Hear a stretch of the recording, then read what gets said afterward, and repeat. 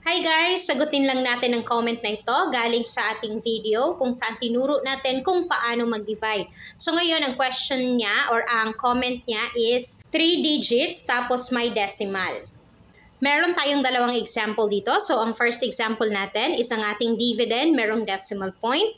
At ang pangalawang example naman natin, ang ating dividend at divisor, merong decimal point. So, magkaiba po ang paraan ng pag-divide sa kanilang dalawa. First example natin, so 4.48 divided by 87. Of course, ang ating dividend is mas maliit kaysa sa ating divisor.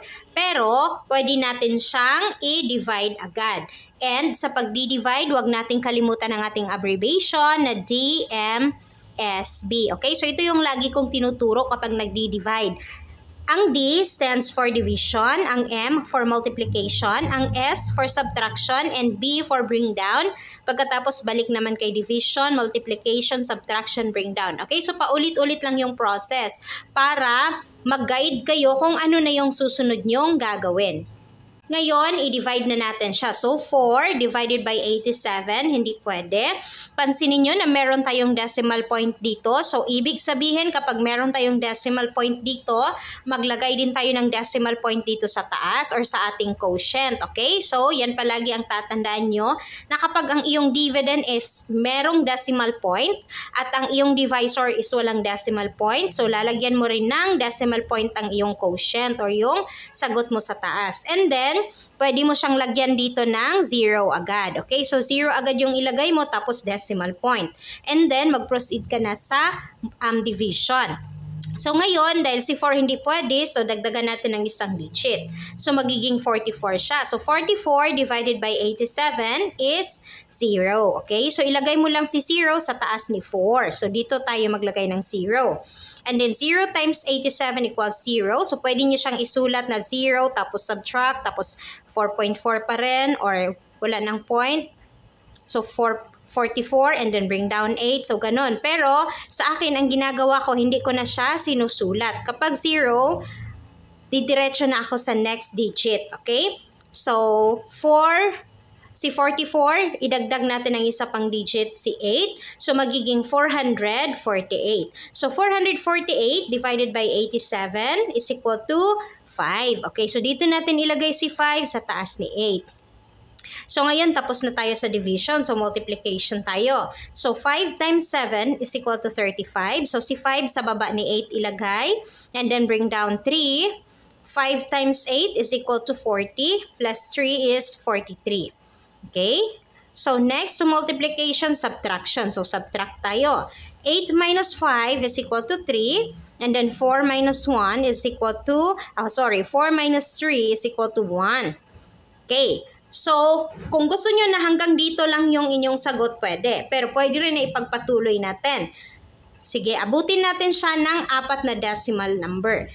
So, kapag ganyan, pwede na tayong magdagdag ng 0. Kapag nagdagdag ka ng 0, huwag ka nang maglagay ng decimal point kasi meron ka ng decimal point dito. So, automatic na magdagdag ka na ng 0. Okay, so dagdag tayo ng 0 dito.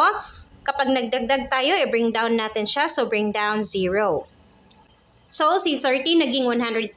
So, i-divide natin siya ulit. Balik tayo sa, kasi ang 0 is na bring down na natin si B. So, balik tayo sa division. So, 130 divided by 87, of course, 1. So, dito mo sa taas ni 0, ilagay si 1. And then, 1 times 7 is 7. 1 times 8, multiplication. 1 times 8 is 8. And then, subtraction. So, 0 minus 7 cannot be. So, mag-borrow siya ng 1 kay 3. So, magiging 10 siya. So, 10 minus 7 is 3. Si 3, dahil nag-borrow ka ng 1, is magiging 2. Tapos mag-borrow siya dito ng 1, so magiging 12 na siya. So, 12 minus 8 is equal to 4. And then, dagdagan pa natin ng isa pang 0. So, dagdag tayo ng isa pang 0. So, bring down, and then balik tayo sa division. So, 430 divided by 87 is equal to 4. Dito sa taas ni 0, ilagay si 4. And then, multiplication. So, 4 times 7 is equal to 28. Bring down 8. Carry 2. And then 4 times 8 is equal to 32. Plus 2 is equal to 34. Okay. Then, subtract. So, 0 magiging 10. 10 minus 8 is 2. And then, si 3 is magiging 2. Mag-borrow ng 1 kay 4. So, magiging 12. So, 12 minus 4 is 8. Okay. So, naka-apat na decimal number na tayo. So, pwede na tayong mag-stop dito. So, pwede na nating isulat na ang sagot sa 4.48 divided by 87 is equal to 0.0514. Okay, so pwede nang ito yung sagot mo. Or pwede na rin na kung gusto mo na hanggang 2 decimal point lang, so si 0.05 yung kukunin mo. Example number 2 naman tayo. So napansin nyo na decimal number ang ating dividend at decimal number din ang ating divisor. So 0.79 divided, baliktad, 9.87 divided by 0.79. Kapag ganito ang iyong given na merong decimal point, ang iyong divisor, ang gagawin mo first is i-move mo itong decimal point mo going to the right para maging whole number si 0.79. So, 1, 2, dalawang decimal place value ang na-move. So, ibig sabihin si 0.79 magiging 79 na siya. Pagkatapos dahil nag-move ka ng dalawang decimal point dito sa iyong divisor, ang gagawin mo sa iyong dividend, mag-move ka rin ng dalawang decimal point para pantay silang dalawa. Okay, so walang lamangan ha. Dapat pantay kung anong ginawa mo dito sa divisor, ganun din ang gagawin mo sa dividend. Okay, so dalawang decimal point, 1, 2. So si 9.87 naging 987. Okay, so ito na yung mga bagong numbers mo. So pwede mo na siyang i-divide. I-divide na natin siya. So, 98 divided by 79 is equal to 1. Dumiretso tayo sa 98 kasi si 9 hindi pwedeng ma-divide kay 79 ha. So, 98 divide 79 is 1. And then multiplication, 1 times 9 is 9. 1 times 7 is 7. Next is subtraction. So, subtract. So, 8 minus 9, mag-borrow ng 1 kay 9. So, magiging 18. 18 minus 9 is equal to 9. And then, si 9 naging 8. 8 minus 7 is 1. Okay, so next sa subtraction, bring down. So, i-bring down natin si 7. Bring down 7. So, balik tayo kay division. So, 197 divided by 79 is equal to 2. Okay, so sa taas ni 7 isulat si 2. And then, multiply. So, 2 times 9 is 18. Bring down 8. Carry 1. Carry 1. And then 2 times 7 is 14 plus 1 is 15. Okay, then subtract.